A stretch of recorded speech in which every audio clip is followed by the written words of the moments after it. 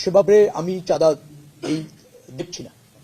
সেটা হচ্ছে সেটা পরে করবে। সেটা হচ্ছে বাস মালিক সমিতি আছে, আবার শ্রমিক সমিতিগুলিও আছে, ফেডারেশন আছে। তারা তাদের কল্যাণে, এটা একটা অলিখিত বিধির মতো কোনো কোনো সময় তাদের কল্যাণেই তারা এটা ব্যয় করে, বিধায় কালেক্ট করে তাদের সম্মতিতে। চাঁদা আমি ওইটাকে বলতে চাই যে কেউ দিতে চান না বা তাকে বাধ্য করা হচ্ছে, সেটা হলো চাঁদা।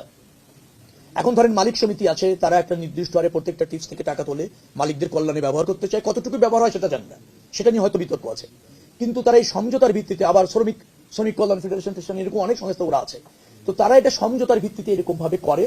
সেখানে আবার প্রাধান্য পায় যখন যার প্রভাব থাকে ওই মালিকদের মধ্যে, অথবা দলের প্রভাব থাকে, যে দল ক্ষমতায় থাকে সেই দলের শ্রমিক সংগঠনদেরও একটা আধিপত্য থাকে, এটা আছে।